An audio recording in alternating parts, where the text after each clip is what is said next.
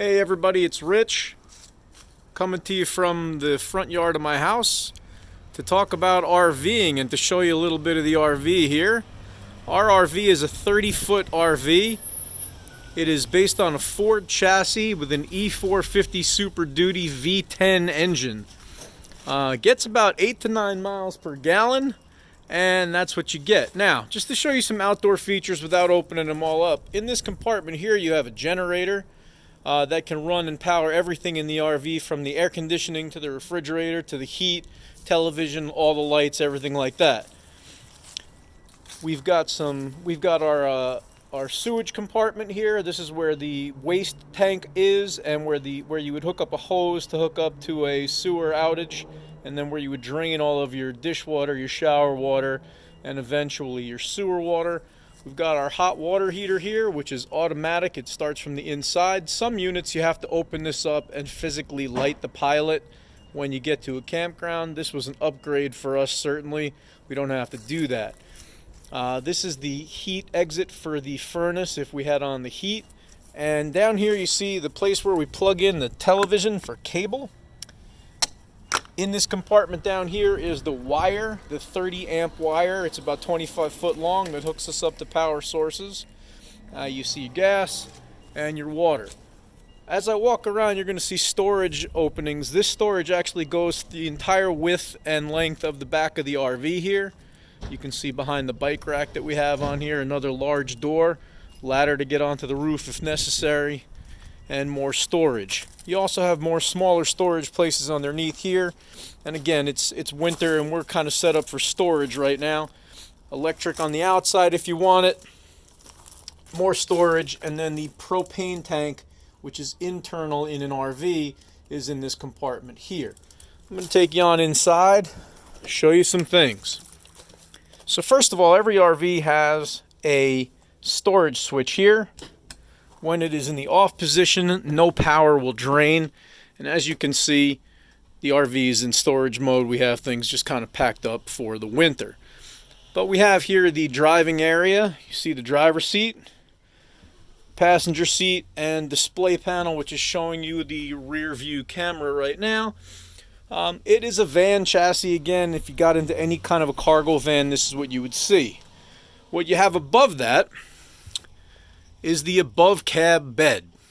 This is actually about a queen size bed for anybody who has the guts to climb up there and sleep at night. My daughter Michaela sleeps up there often, but you can also sleep down here on this couch.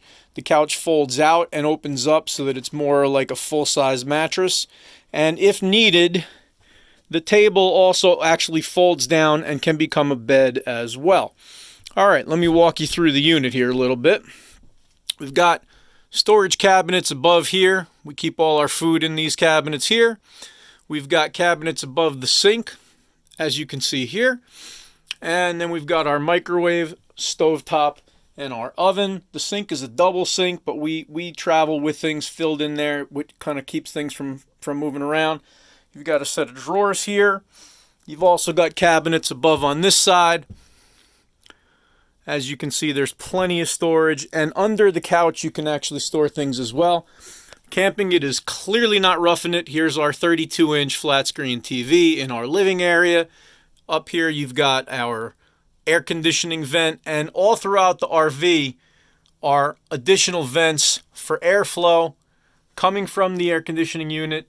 They're in every room and in every part of the RV. Okay. Let me walk you back here a little bit and show you the control center for the unit. This is the bathroom door. I'm just going to close it. I like to leave it open when we're in storage so that there's airflow everywhere. All right. What you see here is the heart and soul of the RV. All the major controls are here. If I want to turn on the hot water heater, I can have two choices. I can either heat the hot water with electricity, or I can use the LP gas feature. It works both ways. We have a water pump, so if we're in a place where we don't have any water, we can fill up a tank underneath the RV and pump fresh water into the unit, or pump water into flush toilets and wash dishes. And then we have gauges here for heating our tanks. That's if you want to do winter camping. You have to heat your tanks because they will freeze up and then you'll have a big problem. Up here we have gauges telling me how much propane I have. Not a lot, but we're not going anywhere for a while. How much battery we have? Not a lot. Water, this should be empty. Unfortunately, in a lot of RVs, the black water gauge usually does not work properly, so you have to kind of learn how to gauge when it's full and when it's not. And then gray water here, what you see is empty. The big feature here is the generator. This will turn on our generator. In the winter, it's hard to get the generator started because you have to have enough battery juice to get it to work. And what will happen is if I start the RV for about 10 minutes, that generator will start. But one feature I do want to show you is this one right here, which is called the slide extend. This portion of the RV, starting from that bench all the way across the windows and through the entire kitchen to that spot right there, is a slide.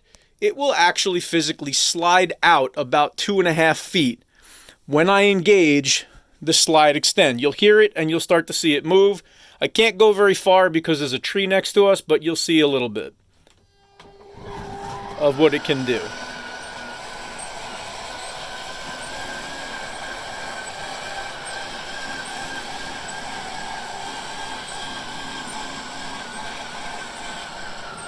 And that's almost as far as it can go. I'm going to stop there. But as you can see, that opened up the space a lot further. Made a little bit of a hallway here between our seating area and our kitchen area so that we can walk all the way to the back.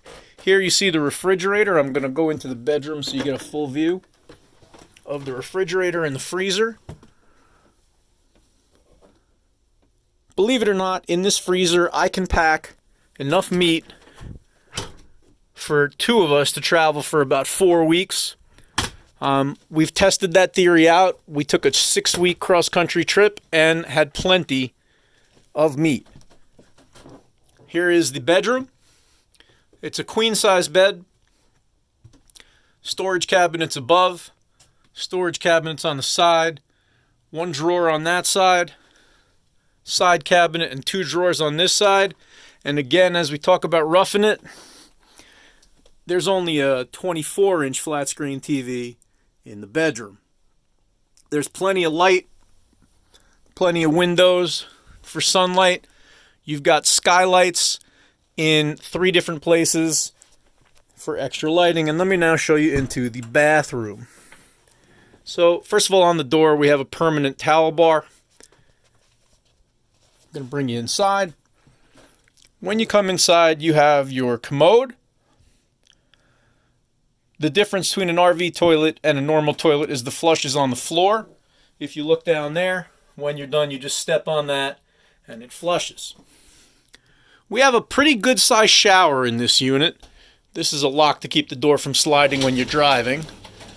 But as you can see, the shower has ample room to move around. It also has shelving for when you're standing still to keep your things. We have found that it's easier to store your stuff in a little Rubbermaid container on the floor, especially when you're moving. Removable shower head and large skylight in the shower as well, which helps for height and washing your hair. And then you have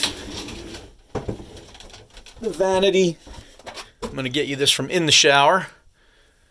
Full sink, countertop, under counter storage, and gigantic medicine cabinet for all of the things that we need. You'll notice it's freezing in here because it's January and I'm not running any of the heat or anything. Okay, I'm going to take us back outside. I'm going to stop this video and pick up more inside. I don't know if I mentioned the microwave.